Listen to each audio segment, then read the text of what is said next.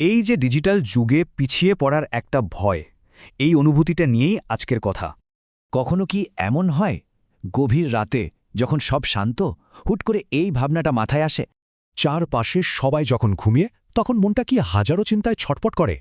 আর ঠিক তখনই ফোনে স্ক্রল করতে করতে মনের ভেতরটা কেমন যেন ডুবে যায়। ভেতর থেকে যেন একটা আওয়াজ আসে, এটা শুধু একটা ভাবনা না, এটা একটা নীরব চিৎকার। ভাবুন তো দৃশ্যটা, একটা অন্ধকার ঘর, শুধু ফোনের স্ক্রিনটাই জ্বলছে আর মনটা একদম ক্লান্ত। আর স্ক্রিনে কি দেখা যায়? অন্যের জীবনের সব সেরা মুহূর্তগুলো, একদম পারফেক্ট ছবি।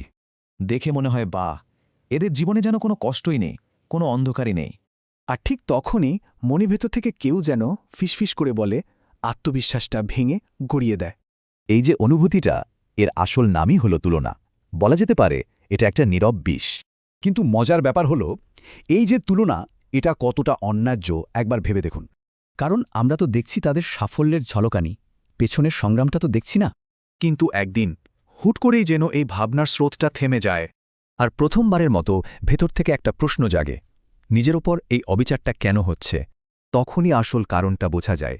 ফোকাসটা ছিল অন্যের দিকে, নিজেকে গড়ার দিকে নয়। আর তখন থেকে শুরু হয় নতুন পথ, নিজেকে একটু একটু করে গড়ে তোলার নীরব এক যাত্রা। আসলে কেউ অযোগ্য না, শুধু হয়তো ভুল জায়গায় দাঁড়িয়ে নিজেকে মাপছে।